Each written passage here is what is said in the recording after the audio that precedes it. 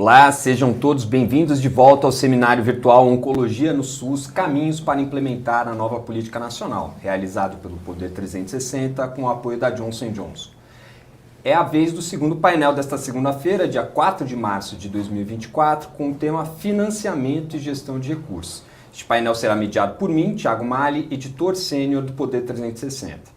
Participam também presencialmente aqui comigo no estúdio do Poder 360 a presidente do Instituto Lado a Lado pela Vida, Marlene Oliveira, e o consultor sênior da Clinical Oncology, Sandro Martins, que participa deste painel junto com a Marlene. Virtualmente também teremos a participação do conselheiro da FAPESP, Fundação de Amparo e Pesquisa do Estado de São Paulo, Carmino de Souza. Obrigado a todos por aceitarem o convite do Poder 360 e da Johnson. A coordenadora geral substituta da Política Nacional de Prevenção e Controle ao Câncer na SAES, a Secretaria de Atenção Especializada à Saúde, Patrícia Filho, ela também estaria presente neste painel, mas por motivo de saúde não poderá participar. Desejamos melhoras a Patrícia. Como no painel anterior, cada um dos convidados terá 5 minutos para realizar as suas considerações iniciais sobre o tema desta mesa, que é a gestão de recursos e financiamento do SUS. Em seguida, a gente abrirá o debate para todos. Passo a palavra primeiro para o professor Carmino Souza. Gostaria que nesses 5 minutos, professor, o senhor abordasse um pouco sobre os desafios enfrentados no acesso ao financiamento da oncologia no SUS. Seja bem-vindo, professor. Muito obrigado, Thiago Zainer, que me fez esse honroso convite. Queria dar um abraço no Sandro, meu colega, a gente já esteve em outras reuniões semelhantes aí, parabenizar pelo seminário anterior com o João, o Fernando, a Luciana. Eu gostaria de começar fazendo uma contextualização dessa questão do câncer. Acho que é muito importante quem está nos ouvindo ter a real dimensão do que nós estamos falando, né? Nós estamos falando de um grupo de doenças onde 1 em cada 2 habitantes da Terra teve ou terá câncer ainda. Nós estamos ficando cada vez mais velhos, né? Nós temos cada vez mais pessoas doentes, nós temos um aumento muito grande de doenças crônico-degenerativas, fora do ambiente, obviamente, de pandemia, de epidemias, a gente tem uma redução das doenças infecciosas, elas mudaram de padrão, né? Nesses anos ou décadas que a gente vem vivendo. Do ponto de vista da economia, nós queremos um bem-estar cada vez maior, há uma exigência cada vez maior pela qualidade dos serviços, maior exigência pela prevenção, diagnóstico e tratamento, que é absolutamente justo. Nós queremos cada vez mais investimento. Nós temos que lembrar que a saúde é um extraordinário motor da economia. Se a gente juntar todos os custos de economia na saúde com a atividade hospitalar, isso é mais do que toda a atividade do comércio no país. Então, a saúde é um enorme motor da economia. E dentro da nossa cultura, da cultura da nossa sociedade, a saúde está em primeiro lugar. Aonde você estiver no mundo, e você perguntar para qualquer um qual é o primeiro problema, ele vai dizer que é o problema de saúde, né?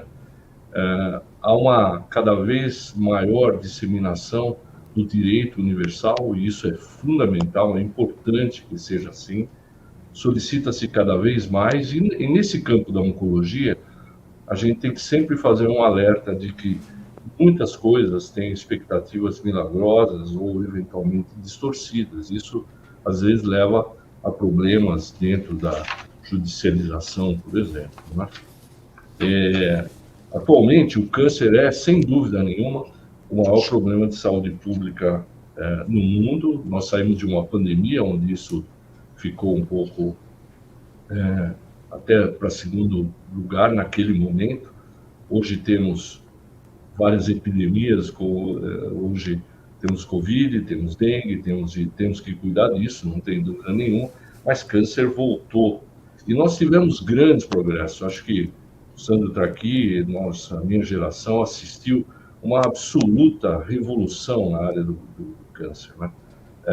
Quando eu comecei minha vida, a gente praticamente não tinha sequer poliquimioterapia. A gente tratava com monoquimioterapia, quer dizer, hoje você tem avanços extraordinários dentro do câncer, né? Agora, esses avanços, eles não são equitativos, eles não são equidade, é um grande problema na área do câncer, porque muitas terapêuticas que são realmente válidas acabam não sendo disponibilizadas, né? Isso reduz profundamente, infelizmente, o sucesso que os nossos pacientes possam ter.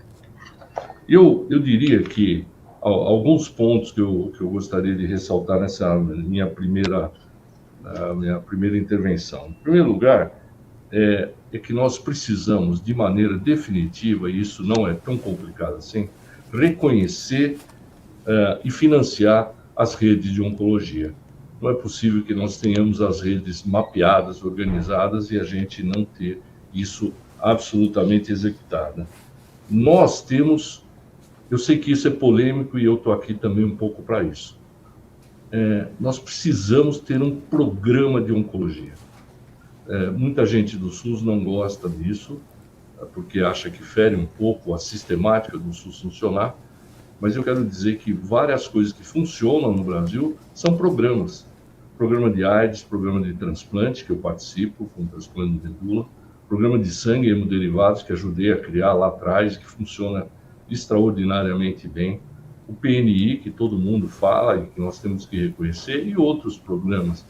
A oncologia, ela tem que ficar em Brasília, o Ministério da Saúde tem que organizar uma área onde possa confluir todas essas iniciativas, essas discussões que nós estamos fazendo aqui e que em muitos outros lugares tem sido feito.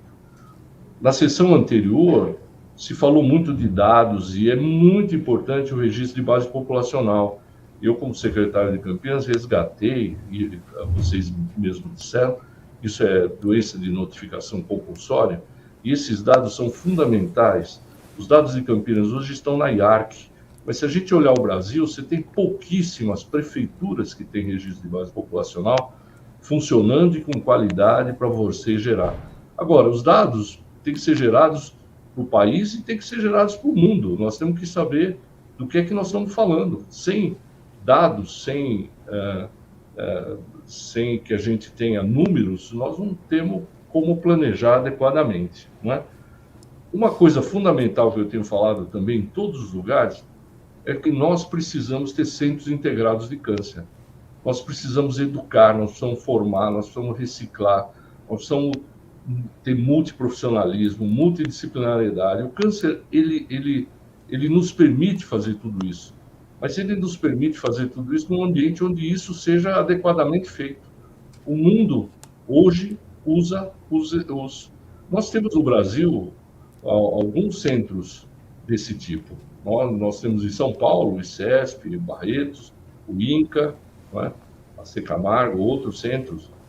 Mas nós precisaríamos proliferar isso pelo Brasil. O Brasil é muito grande, muito heterogêneo, e as distâncias e as realidades são tão diferentes que não dá para você planejar coisas que sejam muito semelhantes. Outra coisa importante é que você precisa ter dentro do câncer abordagens multiespecializadas, multidisciplinares, especialistas dedicados exclusivamente ao câncer. Como eu digo, almoça, janta e dorme câncer, pensando tudo que diz respeito ao câncer, né? Cuidados integrados para obter a cura, e uma formação contínua, atualização e informação em todos os níveis, inclusive para subsidiar decisões políticas. Eu quero deixar bem claro que política pública e ciência nunca foram antagonistas. Ao contrário, política pública e ciência, eles são feitos um para o outro e um para ajudar o outro a tomada de decisão. Quando você toma decisão em algo que esteja maduro politicamente, cientificamente, você vai ter uma decisão política adequada. Obrigado. Obrigado, doutor Carmino. Queria agora pedir as considerações iniciais da Marlene Oliveira e aproveitar para pedir que apresente um pouco do trabalho do Instituto Lado a Lado pela Vida, Marlene. Primeiramente, eu queria agradecer o convite, Tiago, e estou super feliz aqui de estar ao lado de pessoas assim que eu admiro, que nem o Sandro, o doutor Carmino, que é uma pessoa que a gente sempre está próximo, é uma pessoa que é sempre muito bom ouvi-lo, né? E estou sentindo falta do Ministério da Saúde aqui, né? Eu acho que essa é uma discussão super importante e que nós hoje temos uma coordenação, e era importante ter essa coordenação aqui, mas vamos falar, né, aqui, e a gente vai desafiar um pouquinho eles aqui. O Instituto Lado a Lado é uma organização da sociedade civil que existe há 15 anos, onde nós atuamos nas duas principais causas mortes, que é o câncer e as doenças cardiovasculares. E aí, durante esses últimos 2 anos e meio, a gente, logo no início da pandemia, a gente se debruçou no relatório do TCU, onde trazia alguns pilares e alguns questionamentos com relação ao câncer, como que o câncer estava sendo tratado no país. E aí, durante esse período, eu procurei a Comissão Especial de Combate ao Câncer na Câmara Federal, e aí a gente começou, junto com outros atores, a trabalhar na Política Nacional do Câncer. E aí a gente o meu grande desafio é que, enquanto organização civil, a gente sempre olha um pedaço, né? E a gente fica o tempo inteiro ali olhando a dor, né, do paciente, olhando ali as urgências, né? Esse é o nosso papel. Só que, qual que é meu papel? O meu papel enquanto líder de uma organização é também propor mudanças e também desafiar o sistema. E foi aí que a gente trabalhou para que fosse criada, né, essa lei. Hoje nós temos uma lei, porque antes nós tínhamos e temos, né, a lei dos 30 e dos 60 dias. Se você olhar para o país, você vai perceber que 80% dos estados e municípios não cumpre a lei dos 30 e dos 60. E por que não cumpre? Aí a gente vai ter que olhar toda essa navegação, todo esse sistema, para a gente entender por que isso não está acontecendo. E aí essa lei, ela chega agora para quê? Para ser algo estruturante, para colocar o câncer como prioridade nesse país. Enquanto o Ministério da Saúde não olhar para o câncer como prioridade, a gente vai ficar aqui discutindo. A gente vai ficar aqui buscando formas, né, eu costumo dizer que a gente fica com um olhar homeopático, né? Você vê uma situação ali, você tenta resolver, você vê que ali não está funcionando, você corre para funcionar, né, e vai tentando fazer. Só que, assim, as pessoas estão morrendo porque não conseguem agendar uma consulta médica.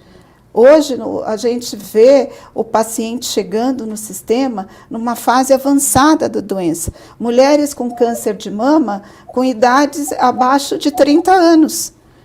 E a gente precisa olhar com maturidade para isso. E eu falo o seguinte, essa lei é o estado da arte? Não é o estado da arte, mas ela vem numa direção para fazer com que a gente olhe toda essa jornada, né? Então, eu vou olhar da prevenção à reabilitação. Ninguém falava sobre reabilitação nesse país, e hoje eu estou feliz de ver o Ministério da Saúde colocando na sua agenda a questão da reabilitação. Então, foi através dessa provocação e de desafiar o sistema que a gente conseguiu trazer esses pontos da política. E aí, quando a gente ouve o Dr. Carmino colocando, né, um pouco o cenário do câncer, eu arrisco dizer, será que falta recurso na dimensão que nós imaginamos? Ou a gente tem recurso mal utilizado, desperdício no sistema, mas a gente precisa de mais recurso. Só que eu vou trazer mais recurso com esse cenário? Eu acho que aqui cabe a nossa reflexão e falarmos sobre isso. Tá certo. Eu queria convidar também para fazer as considerações iniciais o Dr. Sandro, que esteve aqui conosco no primeiro painel, aproveitar para pedir que o Dr. Sandro também fale um pouco sobre essa questão de financiamento e gestão, o que dela está presente no documento que vocês prepararam com sugestões para oncologia no SUS. Perdão. Bom, é certo que toda discussão que envolve alguma ação de saúde tem sempre o constrangimento de ter que se discutir quem financia e o quanto é financiado.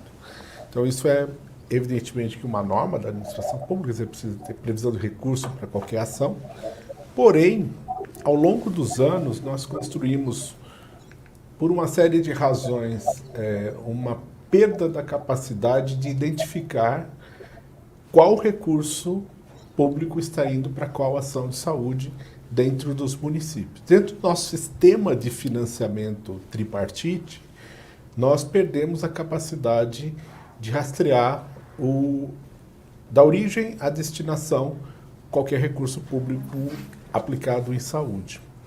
Isso faz com que hoje a discussão a respeito de precisar ou não de mais recurso para a saúde numa região, em um município ou para um prestador específico, esbarre sempre numa dificuldade de demonstração cabal, numérica, de dados, de quanto recurso está sendo aportado e quanto recurso está faltante.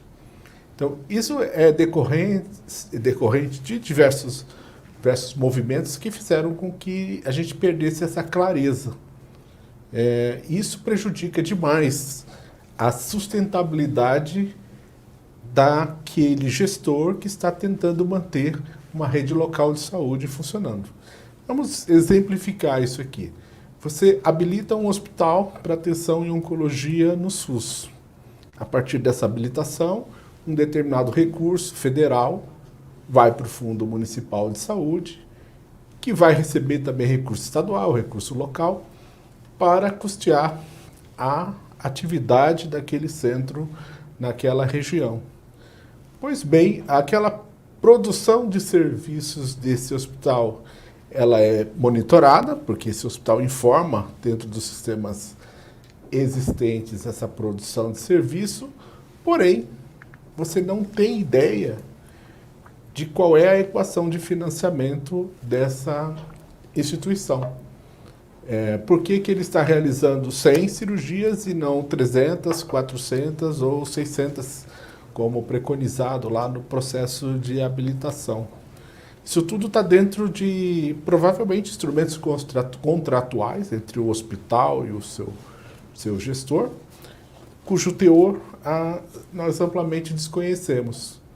E a capacidade do município custear essas ações, ela sempre vai esbarrar na realidade que a ação de controle do câncer é uma dentre todo um elenco de ações que o secretário municipal de saúde tem que fazer frente naquela região, naquela população. E o recurso, por não ter uma destinação clara, nós não sabemos quanto que é definitivamente alocado pelo município para tratamento do câncer.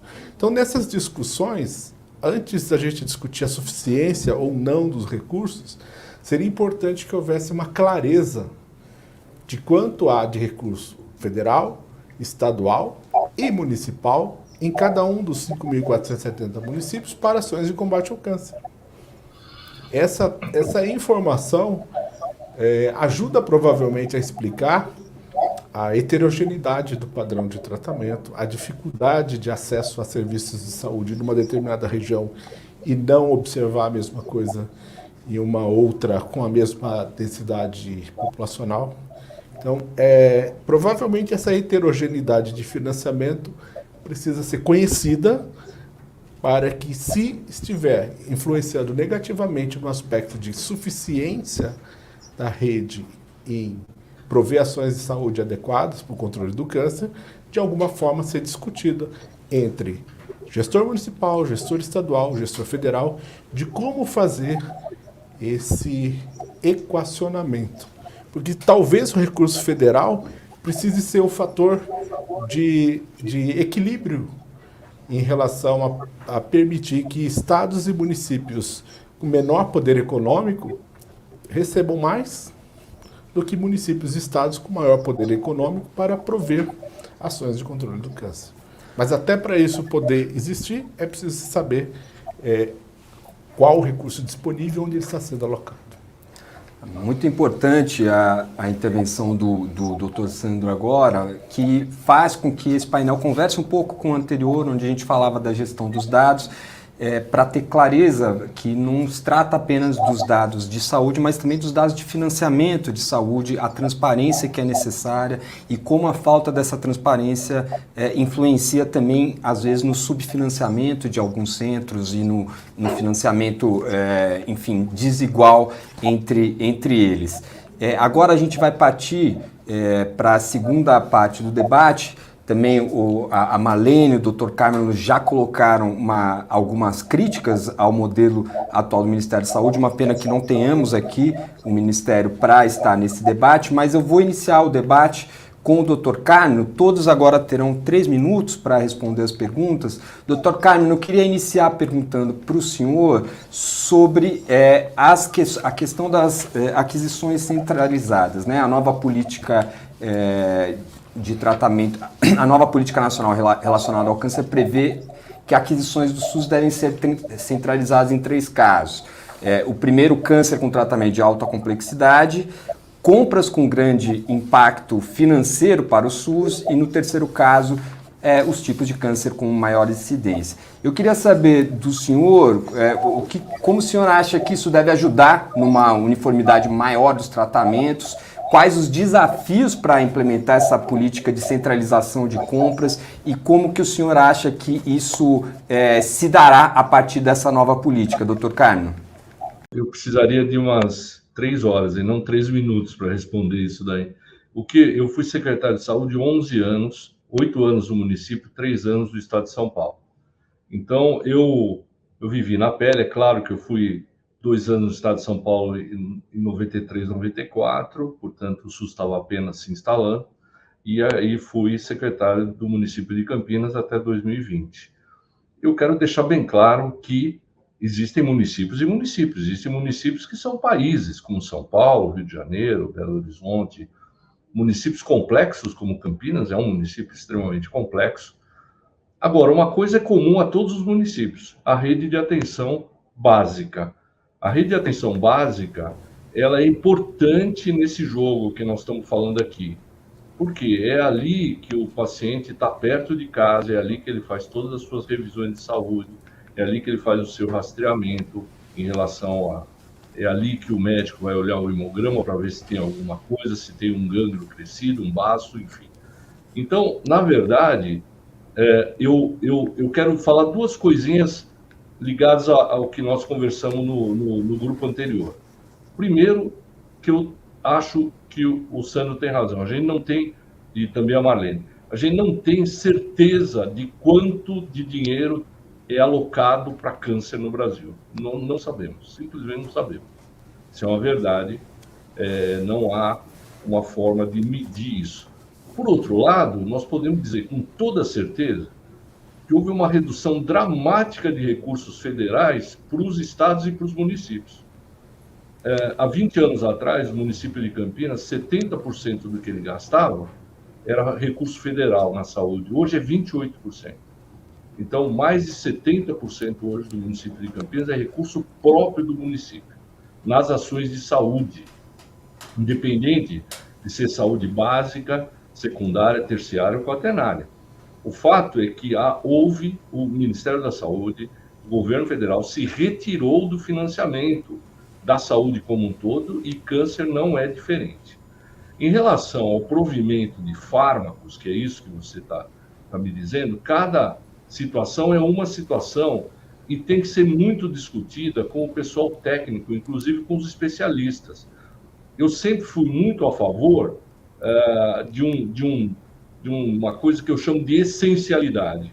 A Organização Mundial da Saúde, todo ano, em junho mais ou menos, ele emite um documento de essencialidade. Um dos capítulos desse documento é câncer, onde ele põe e tira coisas. Eu vou dar um exemplo. O CAR-T, que é uma esperança extraordinária, ainda não está como essencial. Por quê? Porque não é acessível, não tem como dar acessibilidade. Então, enquanto a Organização Mundial da Saúde não entende que determinados tratamentos, sejam eles medicamentosos, procedimentos, etc., não são suficientemente acessíveis, eles não entram nesse rol de essencialidade. Eu, dentro da Associação Brasileira de Hematologia, eu sou o atual diretor científico, nós estamos trabalhando fortemente na questão da essencialidade para diagnóstico e para tratamento. A hematologia, a oncohematologia, ela é pequenininha, é 12 a 15% de toda a oncologia, mas ela é mais fácil no sentido da gente fazer esse tipo de exercício e oferecer ao governo como fazer isso. Eu acho que os medicamentos e os recursos são meios e não fins. A gente precisa saber quais são os fins, o que é que nós queremos com cada coisa, né? Então, esse programa de equidade, programa de acesso e programa de essencialidade são coisas muito importantes para serem discutidas no âmbito no âmbito do SUS, no âmbito da oncologia, no âmbito da área privada também. Por que não na área privada?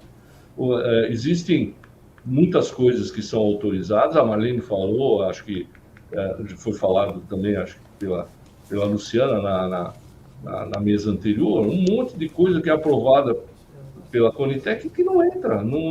De 20 remédios novos que entraram na área de oncologia, só uma, o bortezomib, porque caiu a patente, virou genérico e acabou sendo acessível. Mas vários outros remédios da nossa área, por exemplo, não entraram, mas não entraram. Então, isso dá uma frustração enorme. Então, eu acho que a assistência farmacêutica, como assistência médica, são pilares e têm que ser discutidos de maneira conjunta, para que a gente não tenha frustração nessas políticas que forem estabelecidas. Agora, quem vai comprar, como vai comprar, isso é pactuação entre os níveis federativos, entre municípios, estados e federação, e é claro que acaba sobrando para a federação aquilo que é extremamente caro, já que em muitas situações os estados e municípios não têm recursos para cobrir esses valores muito altos. Mas isso só pode ser feito se estiver muito bem estabelecido quem, como deve receber isso, senão acaba jogando um monte de dinheiro fora, que eu já vi em várias situações com vários fármacos. Eu queria aproveitar para pedir para o Dr. Sandro entrar também nessa discussão da centralização das compras de fármacos oncológicos e pegando a deixa do que falou o Dr. Carmino, falar um pouco também sobre qual pode ser o papel desses players estaduais, municipais, dentro dessa lógica. Ah, perfeito.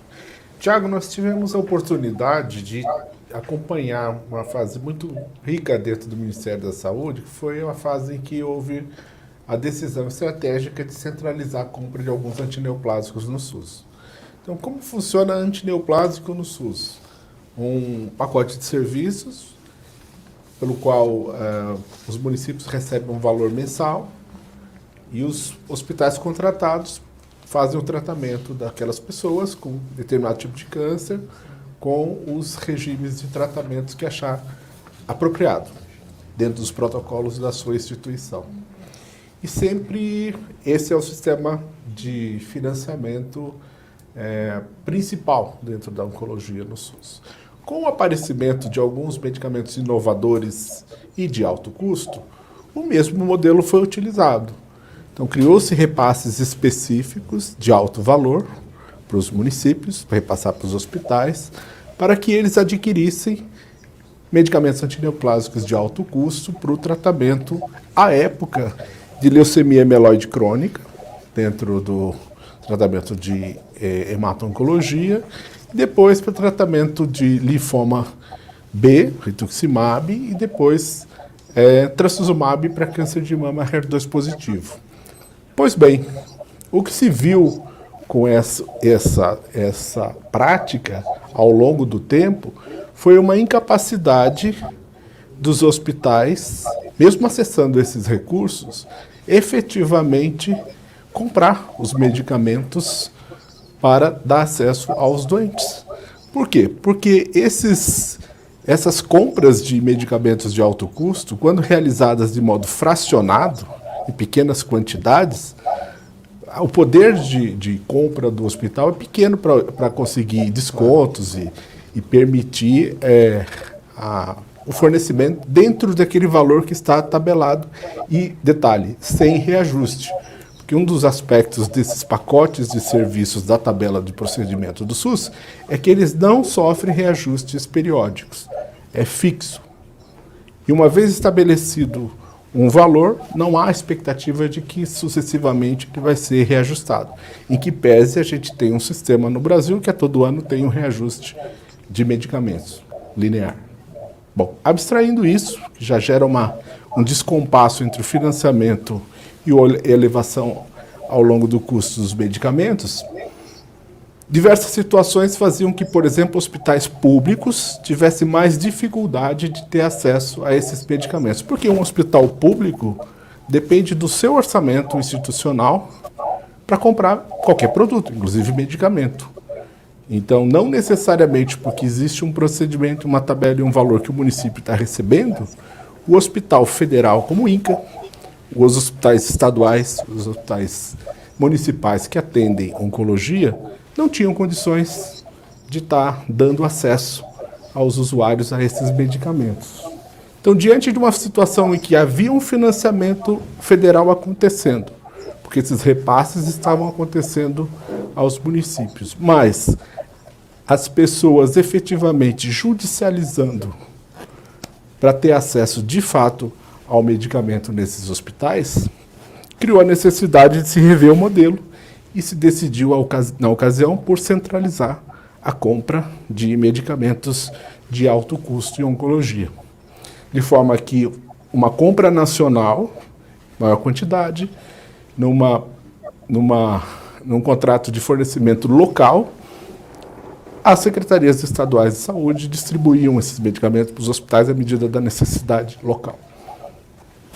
A falha desse sistema foi que não avançamos na situação de fazer da mesma forma que acontece em outras áreas da atenção especializada no SUS, que é criar um componente de assistência farmacêutica responsável pelo gerenciamento desse acesso a antineoplásicos. Porque nós temos assistência farmacêutica gerenciando o acesso a medicamentos para doenças raras, gerenciando o acesso a medicamentos para doenças reumáticas, para doenças infecciosas. Nós não temos um sistema de atenção farmacêutica gerenciando o acesso a antineoplásicos adquiridos pelo Ministério da Saúde.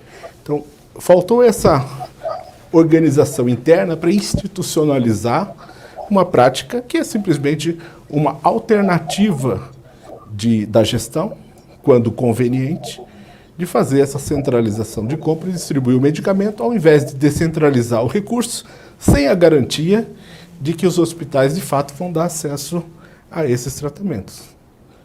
Então, essa foi uma decisão pragmática e decorrente de uma observação do sistema, mostrando que não era adequado a descentralização de recursos para os hospitais adquirirem medicamentos de alto custo. Recentemente, como essa política não foi modificada, né, recentemente nós tivemos algumas incorporações, foi citado o caso do bortezomib para algumas formas de doenças oncológicas do sangue, mas também imunoterapia para melanoma, em que há uma descentralização de recursos que aconteceu, está acontecendo, todo mês é repassado recurso para os municípios. No entanto, os usuários não estão tendo acesso nos hospitais a tratamentos com bortezomib ou tratamentos com imunoterapia para melanoma, no caso que ilustra bem a insuficiência desse mecanismo de repassar o recurso e deixar que o sistema financie os hospitais para que adquiram esses medicamentos. Quando de alto custo, isso não acontece. Eu queria ouvir a Marlene sobre esse tema, porque esse tema é muito importante da aquisição de medicamentos para o paciente final, que acaba ficando muitas vezes sem o tratamento ou sem o tratamento no momento adequado. Eu queria ouvir da perspectiva dos pacientes, como que vocês avaliam a situação atual E Marlene, na sua fala inicial, você criticou dizendo que a nova política ainda está aquém do que poderia ser. Este é um dos pontos que ainda está aquém, que poderia ser desenvolvido, ou você se refere a outros pontos neste caso? São outros pontos, né? A nova política, quando eu falo que ela não é o estado da arte, porque nós gostaríamos, né, seguir os princípios básicos do SUS, né? É garantir tudo para todos. Só que a gente sabe que isso nós não vamos conseguir, e nós estamos cada vez mais tentando minimizar essas distâncias, né?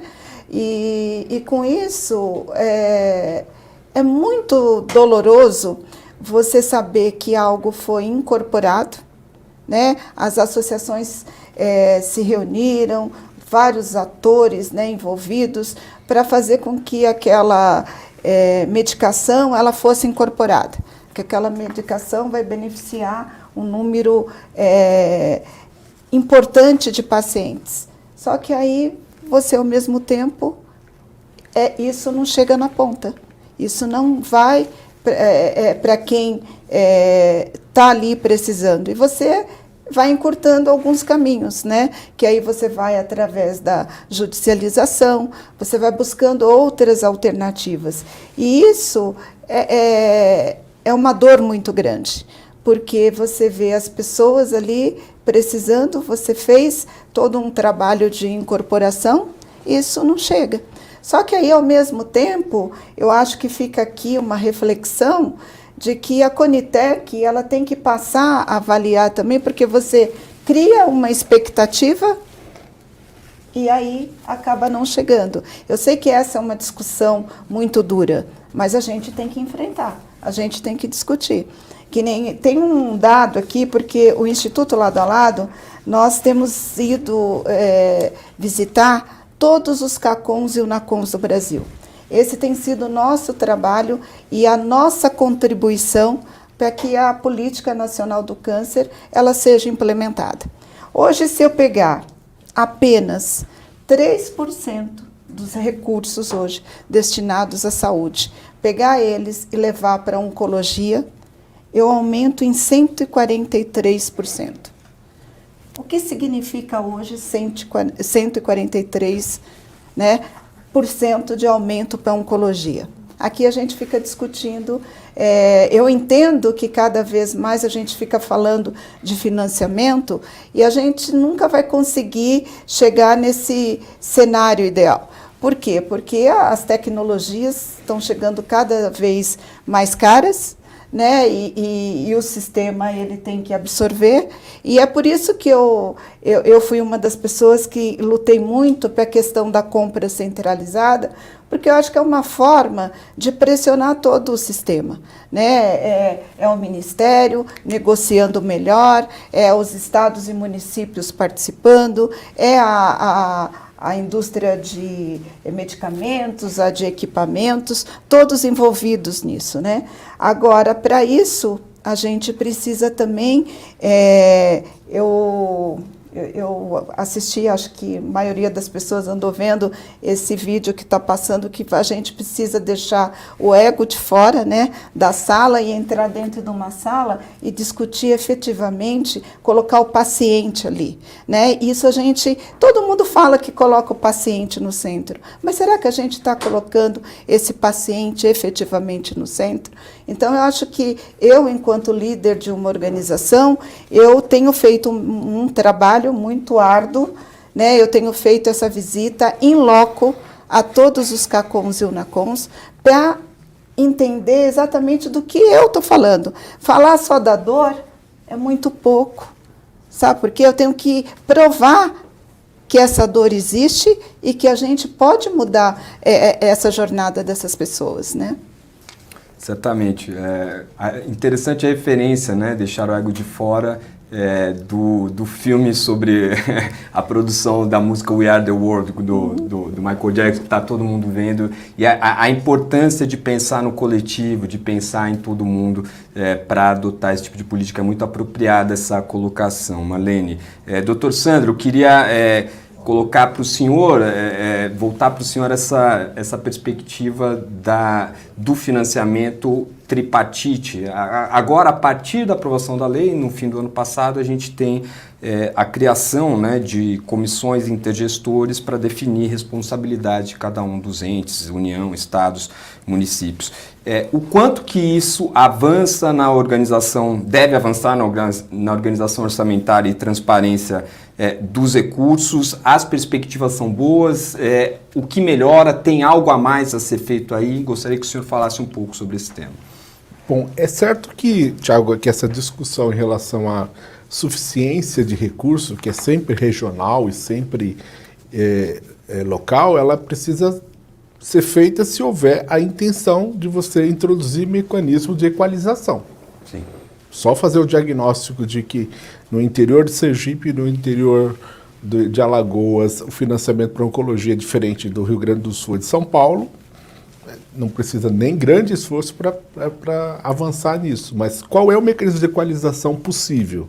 Então, seguramente é uma discussão até de maior fôlego, envolve o próprio sistema de financiamento tripartite, como ele ocorre hoje.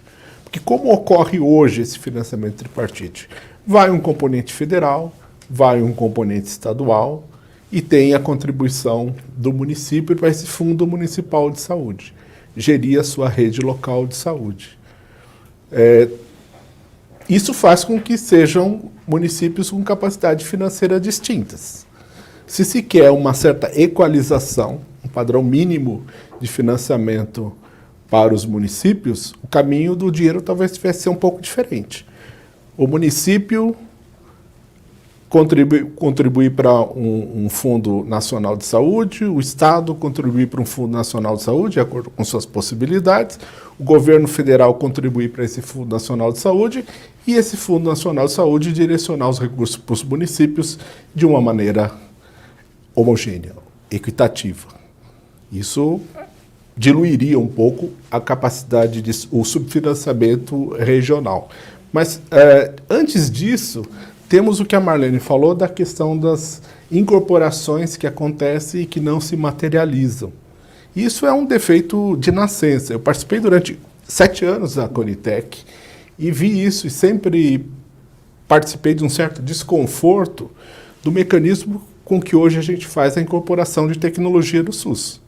Nós fazemos uma avaliação técnico-científica da segurança e eficácia de uma nova tecnologia, fazemos uma discussão econômica, inclusive com alguma deliberação a respeito da conveniência da alocação de recursos nessa ação de saúde no colegiado, e há uma deliberação em favor ou não da incorporação de uma tecnologia.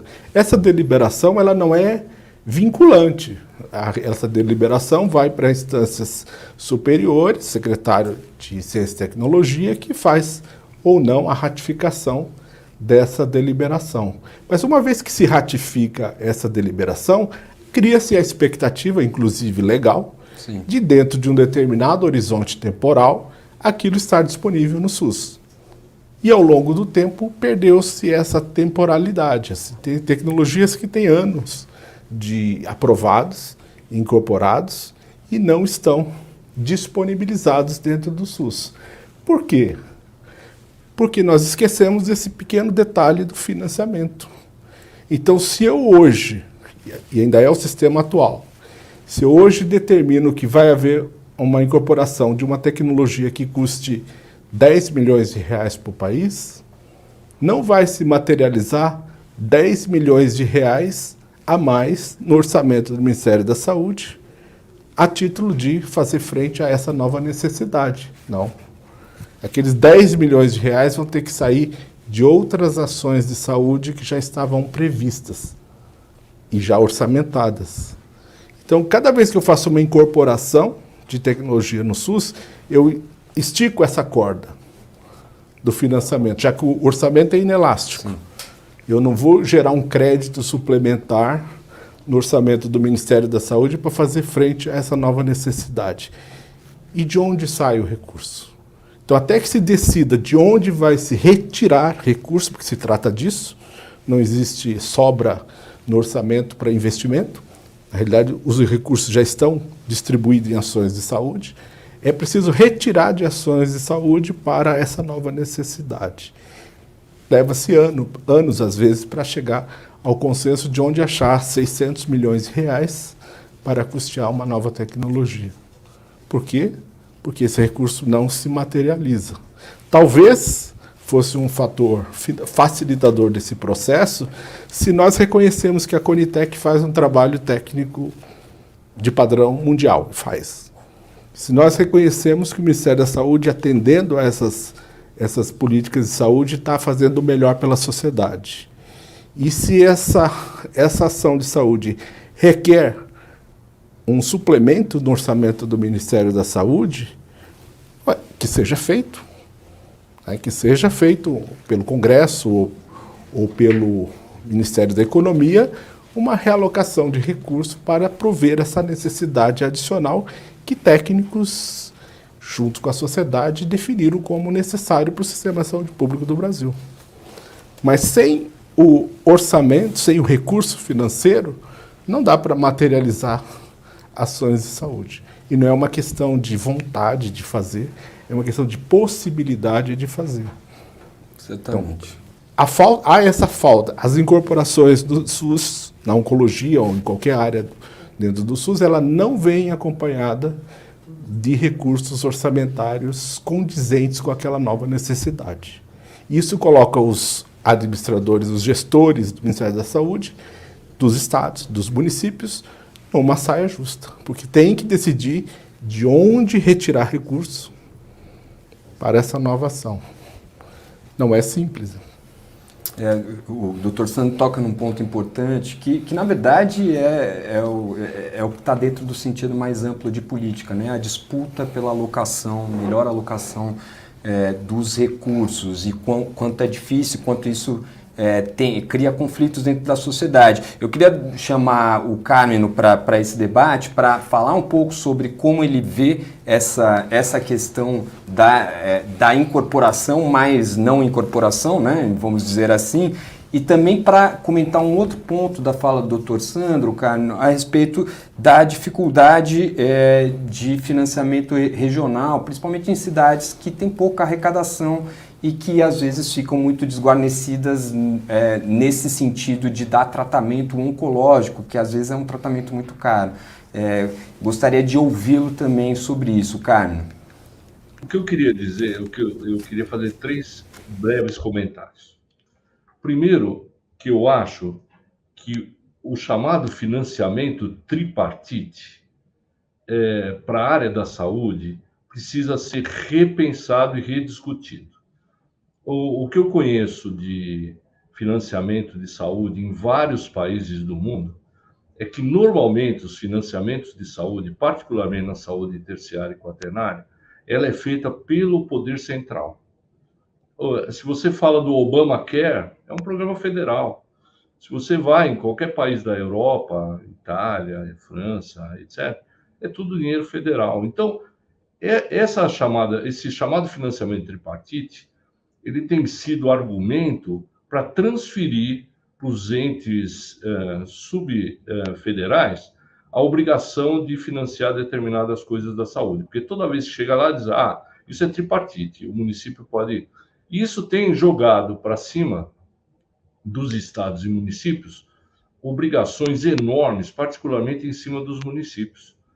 E ao município cabe sempre governança e zeladoria na área da saúde. O financiamento, ele não deveria ser no nível que é hoje. Hoje, o financiamento municipal de saúde tem ultrapassado em muito o compromisso constitucional de 15%. Eu aqui em Campinas, muitos anos foi 30, 31, tem município com 40, 41, quer dizer, nós temos que entender que os municípios têm muitas outras obrigações. Qual é o problema da saúde? É que o cidadão está muito perto do gestor de saúde. Ele sabe onde você mora, ele sabe como você faz, então a pressão é muito mais fácil de ser feita. Ninguém vai pressionar Brasília, ninguém vai pressionar o ministro da Saúde sobre... Então, essa questão do financiamento tripartite não é uma coisa que funcionou. Não tem funcionado e tem sido um argumento para o governo federal tirar o pé e tirar o pé de coisas muito caras, como é, por exemplo, a área de oncologia. Então, esse é meu primeiro comentário. Segundo comentário que eu acho é que o sistema de pagamento e financiamento do Brasil é o mesmo do extinto INAMPS.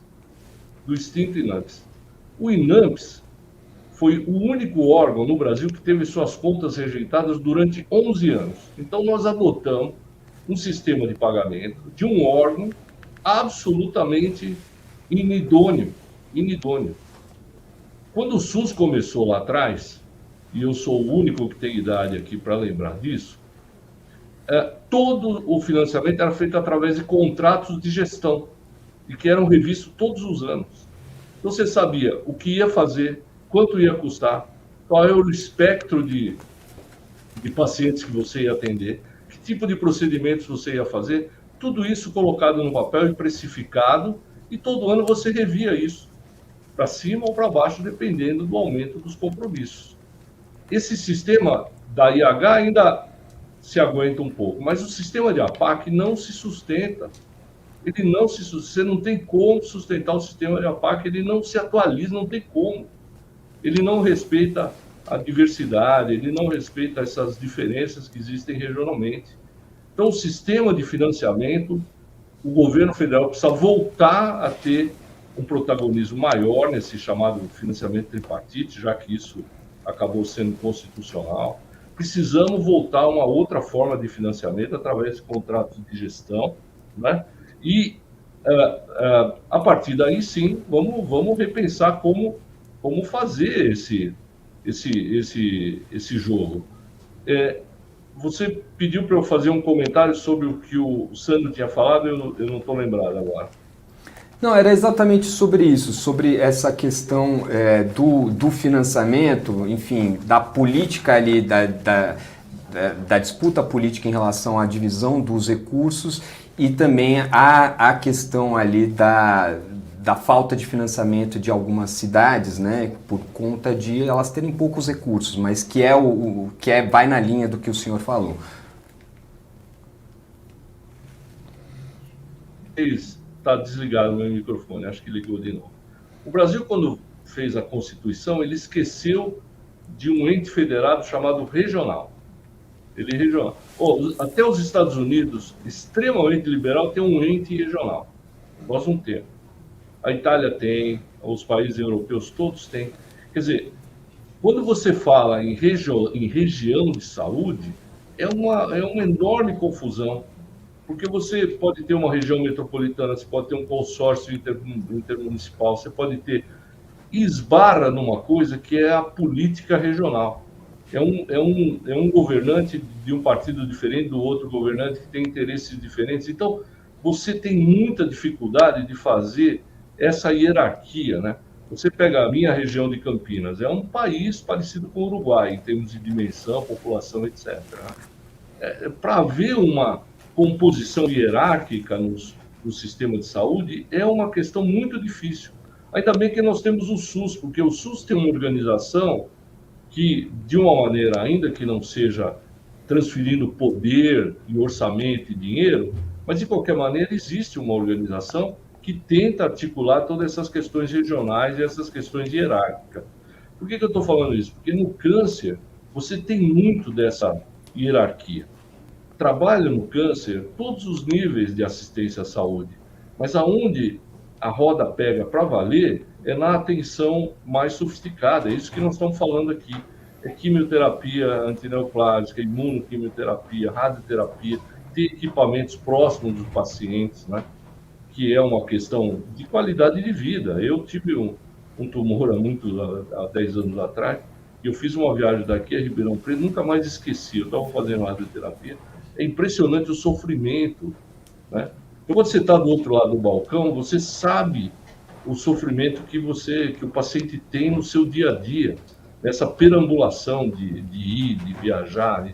Você imagina, em alguns lugares remotos do Brasil, você viajar uma semana de barco, Então, a questão precisa ser muito entendida regionalmente, né? Por isso que eu tenho defendido que a gente crie centros que sejam integrados de câncer, bem pensado e bem distribuído ao longo do país, no sentido de trazer o paciente mais perto dos centros e que esses centros trabalhem em favor de tudo que é de câncer, desde hábitos saudáveis de vida até tratamento paliativo, tudo isso concatenado e articulado e feito de uma maneira orgânica, e não que o paciente perambule, vai daqui para lá, de lá para cá, uma coisa ele faz aqui, outra coisa ele faz ali, assim por diante. Nós precisaríamos dar um sentido mais orgânico, como tem sido feito em outros países do mundo. Outros países do mundo têm feito coisas monotemáticas no câncer. Unidades monotemáticas, onde tudo isso é pensado. Né? Então, eu acho que as universidades têm que ajudar muito, os institutos têm que ajudar muito, mesmo grandes unidades privadas que têm esse grande conhecimento, pode tentar pensar numa estrutura mais orgânica para o câncer. Né? E não a gente ficar fazendo mais o mesmo e fazendo remendos em coisas que a gente sabe que não vai resolver. A gente sabe que não vai resolver a questão de APAC, não vai resolver. Sai governo, entra governo, fica a mesma coisa. Né? E a questão da criação de um programa, um pouco, já começa a dar um sentido mais centralizado, mais orgânico na organização do câncer. Agora, Marlene, eu queria te ouvir sobre essa afirmação do Dr. Carmino, que é interessante, sobre o fato de que o financiamento, a obrigação, né, constitucional de financiamento tripartite, o Ministério da Saúde acaba um pouco com essa obrigação, relativizando a importância que tem de aplicar os recursos ali dentro. Uma pena que, enfim, não tivemos hoje o representante do Ministério da Saúde também para comentar isso. Queria saber se a senhora concorda com a avaliação do Dr. Carmino e o que a senhora, como que a senhora enxerga essa questão e a possibilidade de, a partir da nova política, a gente avançar. O Dr. Carmino, ele foi muito feliz quando ele trouxe essa avaliação, porque, indiscutivelmente, a gente precisa entender o papel da União, estados e municípios e olhar para a oncologia. Quando a gente... É algo que o Ministério ele tem que rever. Porque a forma que está sendo conduzido, nós temos percebido que não tem dado eco, né, à necessidade da população. Que nem quando você olha o princípio básico do SUS, que é a equidade, será que para a oncologia nós estamos atuando de uma forma equânime? Né? E para isso é muito importante a gente entender esses recursos, que nem agora tem se falado muito na questão de um fundo para o câncer, né? E esse fundo vir com verbas do tabaco, de bebidas alcoólicas e de outros setores. Só que a minha preocupação você tem um fundo que acaba sendo importante, e eu defendo, né, e eu estou lutando para ter esse fundo, mas eu preciso ter regras claras, eu preciso ter transparência, eu preciso entender quem é que vai olhar e fazer a gestão disso, porque senão nós vamos continuar aqui enxugando gelo. E o paciente continuando não tendo acesso, tendo uma droga incorporada e aquela droga não chegando. Né? E aí eu fico me perguntando, nós estamos, cada um, indo numa direção para mudar isso? E a gente tem que cobrar, tem que desafiar o sistema. O Dr. Carmino colocou muito bem. Você pega municípios, que nem nós, que estamos indo na ponta, ver o que está acontecendo mesmo, que nem o estado de São Paulo, o interior de São Paulo. Nós estivemos num lugar onde precisa de um ultrassom para uma neoplasia. Anos de espera. 2 anos. Aí eu perguntei para o gestor, mas qual o custo? Né? Porque eu imaginei que fosse algo exorbitante. R$ 32 mil. E aí, esse é um exemplo, né? E aí a gente fica aqui, porque nós fomos em vários lugares, que nem o painel anterior estava falando da questão dos dados. Tem lugares que nós fomos que o prontuário é feito à mão. Tem salas que é do piso ao teto, com prontuário de paciente feito à mão. Então, a gente sempre fala, né, que o Brasil tem, né, toda essa complexidade, mas assim, a gente tem que colocar o dedo na ferida e tem que começar a dar resposta, porque a população está precisando dessas respostas. O paciente com câncer, ele não pode esperar, ele não pode ficar participando aqui dessa discussão, ele precisa com que, de fato, eles têm ali a sua navegação, a sua jornada de uma forma transparente, de uma forma verdadeira. E aí também não adianta a gente ficar no mimimi, no chororô. A gente tem que cobrar o sistema, que é isso que a gente está fazendo. A importância de um debate como esse é esse. Né? Pena que o Ministério da Saúde não está aqui, porque a semana passada eu participei, minha instituição, como outras, temos agora o privilégio de participar do Consinca. E vamos trabalhar, só que eu, enquanto líder de uma organização, eu estou montando uma estrutura paralela para cobrar, porque nós temos 180 dias para que a política seja implementada. Sabemos que não, uma política nessa complexidade, eu arrisco dizer para vocês que vai demorar uns 10 anos. Alguns anos. Uns 10 anos. 10 anos, quantas pessoas a gente vai perder nesse caminho? Quantas pessoas que podiam ter uma história totalmente diferente. É por isso que nós estamos aqui. Né? O Dr. Carmino, ele sempre assim, é uma das pessoas que já esteve na ponta ali, que conhece, né, as agruras do sistema. Né? São pessoas que estão contribuindo e a gente precisa fazer com que, de fato, a coisa aconteça. Né? É o que eu falo, o papel aceita tudo. Uma provocação, Marlene, para o Consinca é trazer o conceito de um Programa Nacional de Controle do Câncer federal. Sim.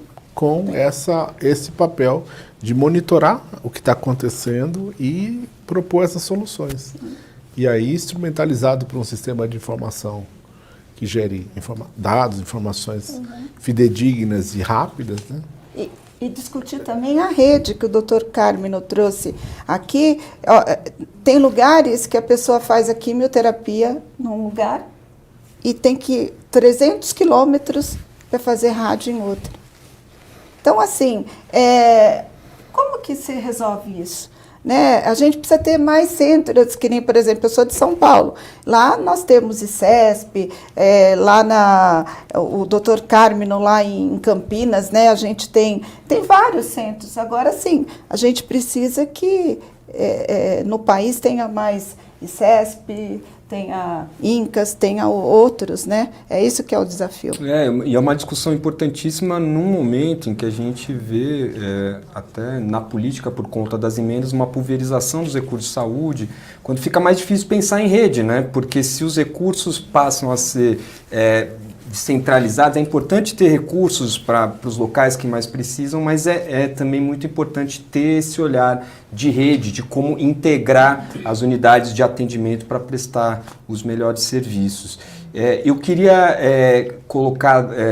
pedir a opinião do Dr. Carmino sobre um outro ponto sensível que a gente chegou a tangenciar nessa discussão, Dr. Carmino, que é a parte da escolha, né, de quais terapias e medicamentos devem ser priorizados. Esse é um ponto sensível, obviamente, e eu queria saber do senhor qual que o senhor enxerga que é o caminho para construir uma política de priorização dentro dessa nova política relacionada ao câncer. Tiago, eu cheguei a falar para você que a gente atua no nosso mundinho, né? Eu atuo na hematologia. E dentro da nossa associação, a gente vai propor um sistema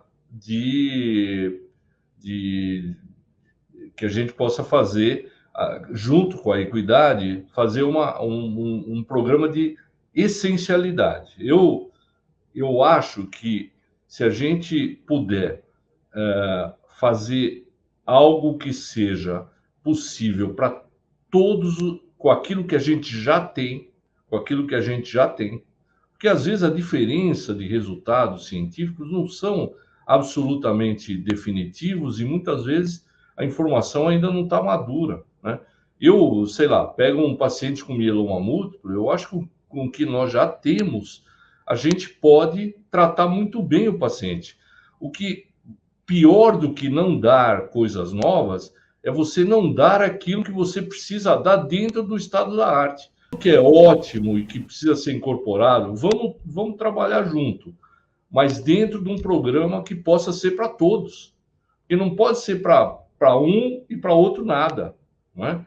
Então, o que tem me preocupado, sinceramente, é a gente não conseguir fazer sequer o mínimo, que é o que está acontecendo. Quando a gente pega aquilo que está definido como o mínimo pela Organização Mundial da Saúde, e a gente vai olhar o que a gente faz, nós não estamos fazendo o mínimo. Nós não estamos fazendo o essencial. A gente só pode falar em ir além do essencial quando a gente faz o essencial, quando a gente faz aquilo que é suficientemente bom para você fazer para o paciente, né? Às vezes a gente fica muito preocupado com a incorporação, com novos fármacos, não sei o quê, né? Eu não quero ser grosseiro aqui, não devemos fazer o jogo da indústria farmacêutica, a gente deve fazer o jogo do doente. E se o doente precisar daquilo, a gente vai fazer o jogo do doente. Isso vai ajudar a indústria, vai ajudar a saúde, etc. Mas nós não estamos fazendo o essencial. Esse é que é o problema, Tiago. Então, um programa de essencialidade na área de câncer é fundamental. O que é essencial no câncer de mama? O que é essencial no câncer de próstata, etc. Se a gente conseguir oferecer o essencial, bom, aí vamos avançar para aquilo que é mais sofisticado. Mas nós não estamos conseguindo. A gente não consegue tratar linfoma, ou leucemia linfocítica crônica, ou mieloma múltiplo, ou leucemia mieloide aguda. Leucemia mieloide aguda é uma vergonha no Brasil. É um verdadeiro batalhão kamikaze. Os pacientes morrem pelo bem da pátria. Não tem estrutura para atender esses doentes. E nós não cuidamos disso. Entendeu? Então, eu pessoalmente acho que a gente pode avançar, deve avançar em muita coisa, mas nós temos que garantir o mínimo, nós temos que garantir o essencial, porque senão nós não seremos dignos daquilo que nos pagam para o nosso dia a dia, entendeu? E acho que na área de câncer, se a gente não tiver uma linha de corte basal, onde a gente possa dizer todos os brasileiros têm que receber isso, para tal tipo de problema, né? A partir daí a gente avança onde for possível avançar, mas nós não estamos fazendo o essencial. Eu desafio que a gente mostre no Brasil que nós estamos fazendo o essencial. Se vocês disserem que nós estamos fazendo o essencial, eu aceito. Mas doutor Carmen, vou aproveitar para pedir para o senhor, estamos chegando ao fim do nosso debate aqui, para que o senhor já faça brevemente também as suas considerações finais a respeito desse tema do financiamento, já agradecendo novamente pela sua participação. Eu que agradeço. Eu quero dizer que a ciência é a base de tudo, a gente tem que ter sempre o estado da arte, como disse a Marlene, as políticas públicas têm que ser baseadas nisso. Não estamos perdendo de vista isso de jeito nenhum. O que nós estamos querendo é subir a prateleira para dar o mínimo que os pacientes precisam na área de câncer. Acho que esse é o primeiro movimento. Nós temos que estruturar o nosso sistema para garantir o basal, o mínimo, a essência, aquilo que é o necessário para todo mundo. A incorporação de fármacos, eu acho que tem que ter maturidade científica. Às vezes a gente vê incorporações que ainda não têm maturidade científica. Isso é muito importante que a gente esteja sempre junto nisso, não é? Eu gostaria de reforçar a importância dos registros de base populacional, que é um assunto que o governo federal pode tocar, mas esse é um assunto, por exemplo, que os estados poderiam fazer e os municípios, principalmente os municípios de médio e grande porte, poderiam desenvolver. Não custa caro, eu reativei aqui em Campinas, porque ficou 15 anos desativado. Reativamos com 2 funcionárias, 3 monitoras, e Conversei com os colegas dos laboratórios de anatomia patológica e de citomorfologia e citometria, como o Sandro falou agora há pouco, precisa explicar para eles que eles têm que cumprir isso. E olha, em poucos anos, nós estamos na IARC com dados que são suficientemente de qualidade. Precisa ter esses dados, porque para que a gente faça um bom planejamento para o futuro, nós temos que ter números, nós temos que ter um mínimo de informações adequadas.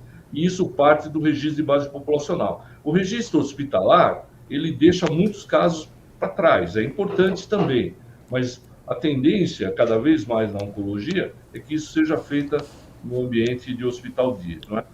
Lembrar que a atenção primária é importante para poder fazer toda a orientação de práticas saudáveis, diagnóstico precoce, rastreamento e assim por diante, não é?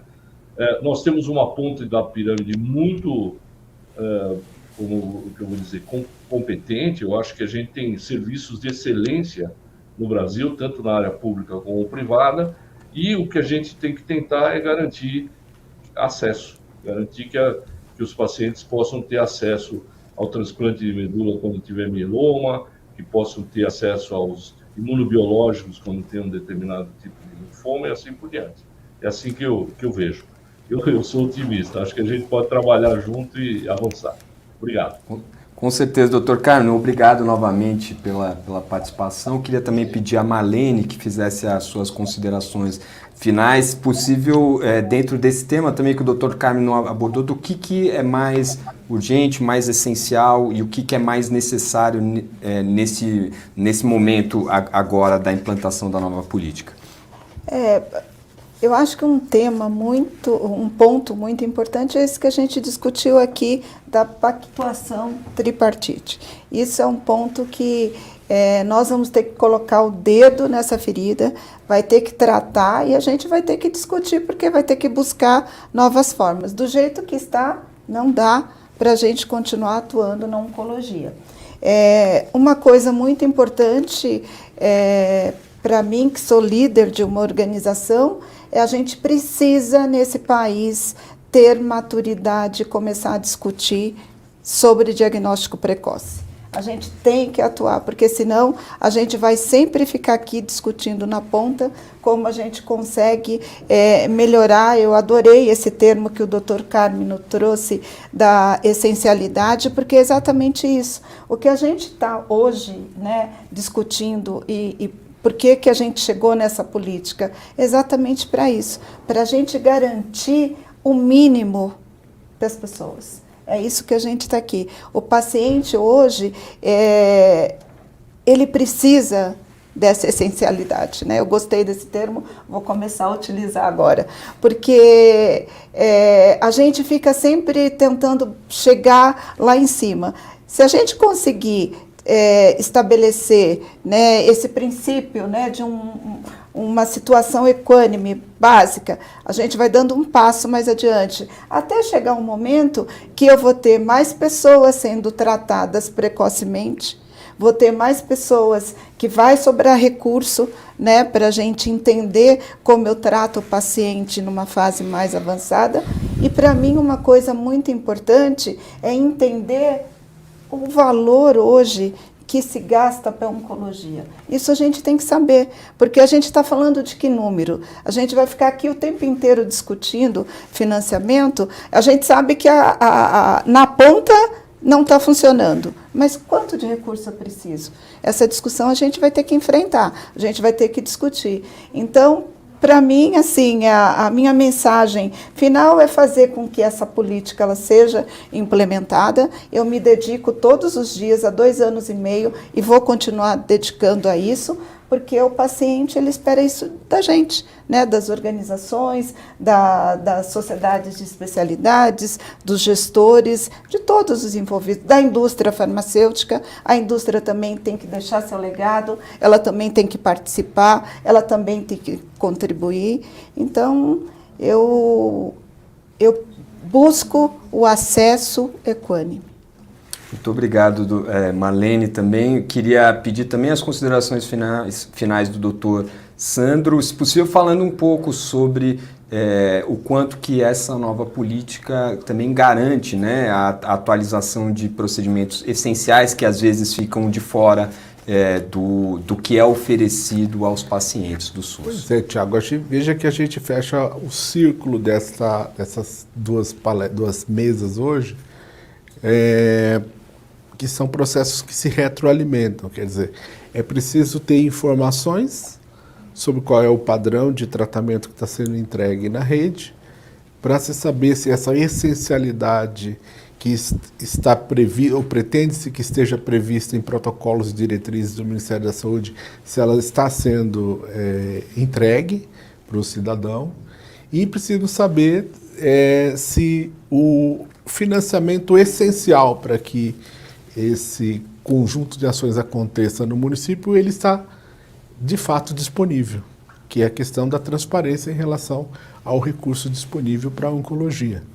Então, nós precisamos trabalhar nesse sentido, de aprimorar esses sistemas de informação e fazer um planejamento mais qualificado em relação a quais intervenções serem priorizadas, dentro de uma lógica de essencialidade assistencial, dentro de uma lógica de essencialidade também de investimento. Não podemos dar saltos quânticos aqui no SUS. É sempre uma melhoria incremental.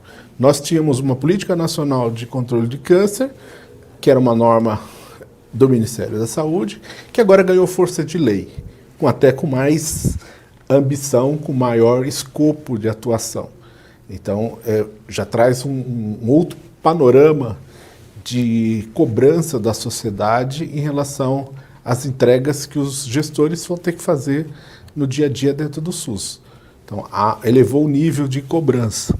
Agora é preciso correr junto com todos esses aperfeiçoamentos possíveis dos mecanismos de coleta de informação e poder, por exemplo, ter um registro nacional de base populacional de câncer, para poder alimentar essa de informação qualificada a esses planejadores.